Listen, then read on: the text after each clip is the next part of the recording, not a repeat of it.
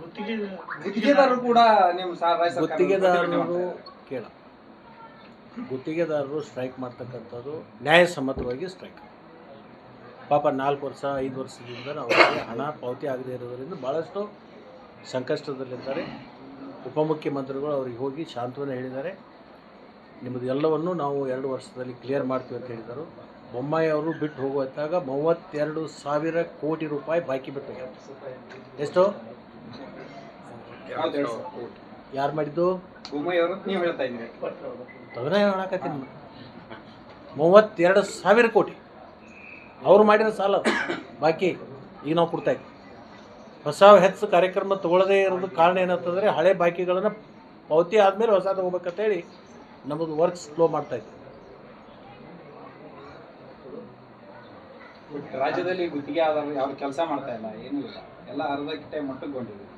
ನಿಜ ರೀ, ನಾನು ಒಪ್ಪುತ್ತೇನಲ್ಲ. ಅವ್ರ ಬೇಡಿಕೆ ಸರಿ ಇದೆ, ಅವ್ರ ನ್ಯಾಯಸಮ್ಮತವಾಗಿ 4-5 ವರ್ಷ ಕೈಲಿಂದ ದುಡ್ಡು ಹಾಕಿ ಪಾಪ ಅವ್ರು ಹೆಂಗೆ ತಡೆಯೋಕ್ಕಾಗುತ್ತೆ. ಅದಕ್ಕೆ ಅವ್ರದ್ದು ನಾವು ಹೊಸ ಕಾರ್ಯಕ್ರಮಗಳು ಹೆಚ್ಚು ತೊಗೊಳ್ಳಾರ್ದೇ ಹಳಿ ಬಾಕಿಯನ್ನು ಪೂರ್ಣ ಮುಗಿಸ್ಬೇಕು ಅಂತಕ್ಕಂಥ ವಿಚಾರ ಇಟ್ಕೊಂಡೇ ಇವತ್ತು ಅನೇಕ 32,000 ಕೋಟಿಯಲ್ಲಿ 2 ವರ್ಷದಲ್ಲಿ ಸಂಪೂರ್ಣ ಅದನ್ನು ಮುಗಿಸ್ತೇವೆ ಅಂತಲೇ ಹೇಳಿದ್ರು.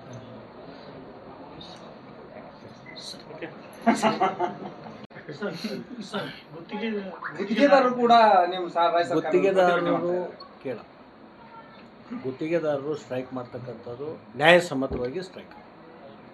ಪಾಪ 4 ವರ್ಷ 5 ವರ್ಷದಿಂದ ಅವರಿಗೆ ಹಣ ಪಾವತಿ ಆಗದೇ ಇರೋದರಿಂದ ಭಾಳಷ್ಟು ಸಂಕಷ್ಟದಲ್ಲಿದ್ದಾರೆ. ಉಪಮುಖ್ಯಮಂತ್ರಿಗಳು ಅವರಿಗೆ ಹೋಗಿ ಸಾಂತ್ವನ ಹೇಳಿದ್ದಾರೆ. ನಿಮ್ಮದು ಎಲ್ಲವನ್ನು ನಾವು 2 ವರ್ಷದಲ್ಲಿ ಕ್ಲಿಯರ್ ಮಾಡ್ತೀವಿ ಅಂತ ಹೇಳಿದರು. ಬೊಮ್ಮಾಯಿ ಅವರು ಬಿಟ್ಟು ಹೋಗುವಾಗ 32,000 ಕೋಟಿ ರೂಪಾಯಿ ಬಾಕಿ ಬಿಟ್ಟು ಹೋಗ್ಯಾರ. ಎಷ್ಟು? ಯಾರು ಮಾಡಿದ್ದು? ನೀವು ಹೇಳ್ತಾ ಇದ್ದೀರಿ. ಅದನ್ನ ಹೇಳಕತ್ತೀನಿ. 32,000 ಕೋಟಿ ಅವ್ರು ಮಾಡಿರೋ ಸಾಲ ಬಾಕಿ ಈಗ ನಾವು ಕೊಡ್ತಾ ಇದ್ದೀವಿ. ಹೊಸ ಹೆಚ್ಚು ಕಾರ್ಯಕ್ರಮ ತೊಗೊಳ್ಳದೇ ಇರೋದು ಕಾರಣ ಏನಂತಂದರೆ ಹಳೆ ಬಾಕಿಗಳನ್ನು ಪಾವತಿ ಆದಮೇಲೆ ಹೊಸ ತೊಗೋಬೇಕಂತೇಳಿ ನಮ್ಮದು ವರ್ಕ್ಸ್ ಸ್ಲೋ ಮಾಡ್ತಾಯಿದ್ವಿ. ರಾಜ್ಯದಲ್ಲಿ ಗುತ್ತಿಗೆ ಆದವರು ಯಾವ ಕೆಲಸ ಮಾಡ್ತಾ ಇಲ್ಲ, ಏನೂ ಇಲ್ಲ, ಎಲ್ಲ ಅರ್ಧಕ್ಕೆ ಮಟ್ಟಗೊಂಡಿದೆ.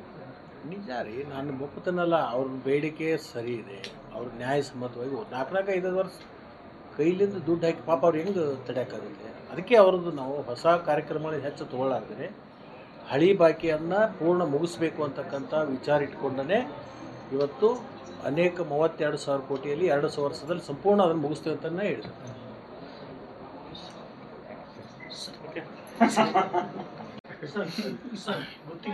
ಗುತ್ತಿಗೆದಾರರು ಕೂಡ ನಿಮ್ಮ ಗುತ್ತಿಗೆದಾರರು ಕೇಳ ಗುತ್ತಿಗೆದಾರರು ಸ್ಟ್ರೈಕ್ ಮಾಡ್ತಕ್ಕಂಥದ್ದು ನ್ಯಾಯಸಮ್ಮತವಾಗಿ ಸ್ಟ್ರೈಕ್. ಪಾಪ 4 ವರ್ಷ 5 ವರ್ಷದಿಂದ ಅವರಿಗೆ ಹಣ ಪಾವತಿ ಆಗದೇ ಇರೋದರಿಂದ ಭಾಳಷ್ಟು ಸಂಕಷ್ಟದಲ್ಲಿದ್ದಾರೆ. ಉಪಮುಖ್ಯಮಂತ್ರಿಗಳು ಅವರಿಗೆ ಹೋಗಿ ಸಾಂತ್ವನ ಹೇಳಿದ್ದಾರೆ. ನಿಮ್ಮದು ಎಲ್ಲವನ್ನು ನಾವು 2 ವರ್ಷದಲ್ಲಿ ಕ್ಲಿಯರ್ ಮಾಡ್ತೀವಿ ಅಂತ ಹೇಳಿದರು. ಬೊಮ್ಮಾಯಿ ಅವರು ಬಿಟ್ಟು ಹೋಗುವಾಗ 32,000 ಕೋಟಿ ರೂಪಾಯಿ ಬಾಕಿ ಬಿಟ್ಟು ಹೋಗ್ಯಾರ. ಎಷ್ಟು? ಯಾರು ಮಾಡಿದ್ದು? ನೀವು ಹೇಳ್ತಾ ಇದ್ದೀರಿ. ಅದನ್ನ ಹೇಳಕತ್ತೀನಿ. 32,000 ಕೋಟಿ ಅವ್ರು ಮಾಡಿರೋ ಸಾಲ ಬಾಕಿ ಈಗ ನಾವು ಕೊಡ್ತಾ ಇದ್ದೀವಿ. ಹೊಸ ಹೆಚ್ಚು ಕಾರ್ಯಕ್ರಮ ತೊಗೊಳ್ಳದೇ ಇರೋದು ಕಾರಣ ಏನಂತಂದರೆ ಹಳೆ ಬಾಕಿಗಳನ್ನು ಪಾವತಿ ಆದಮೇಲೆ ಹೊಸ ತೊಗೋಬೇಕಂತೇಳಿ ನಮ್ಮದು ವರ್ಕ್ಸ್ ಸ್ಲೋ ಮಾಡ್ತಾಯಿದ್ವಿ. ರಾಜ್ಯದಲ್ಲಿ ಗುತ್ತಿಗೆ ಆದವರು ಯಾವ ಕೆಲಸ ಮಾಡ್ತಾ ಇಲ್ಲ, ಏನೂ ಇಲ್ಲ, ಎಲ್ಲ ಅರ್ಧಕ್ಕೆ ಮಟ್ಟಗೊಂಡಿದೆ. ನಿಜ ರೀ, ನಾನು ಒಪ್ಪುತ್ತೇನಲ್ಲ. ಅವ್ರ ಬೇಡಿಕೆ ಸರಿ ಇದೆ, ಅವ್ರ ನ್ಯಾಯಸಮ್ಮತವಾಗಿ 4-5 ವರ್ಷ ಕೈಲಿಂದ ದುಡ್ಡು ಹಾಕಿ ಪಾಪ ಅವ್ರು ಹೆಂಗೆ ತಡೆಯೋಕ್ಕಾಗುತ್ತೆ. ಅದಕ್ಕೆ ಅವ್ರದ್ದು ನಾವು ಹೊಸ ಕಾರ್ಯಕ್ರಮಗಳು ಹೆಚ್ಚು ತೊಗೊಳ್ಳಾರ್ದೇ ಹಳಿ ಬಾಕಿಯನ್ನು ಪೂರ್ಣ ಮುಗಿಸ್ಬೇಕು ಅಂತಕ್ಕಂಥ ವಿಚಾರ ಇಟ್ಕೊಂಡೇ ಇವತ್ತು ಅನೇಕ 32,000 ಕೋಟಿಯಲ್ಲಿ 2 ವರ್ಷದಲ್ಲಿ ಸಂಪೂರ್ಣ ಅದನ್ನು ಮುಗಿಸ್ತೇವೆ ಅಂತಲೇ ಹೇಳಿದ್ರು.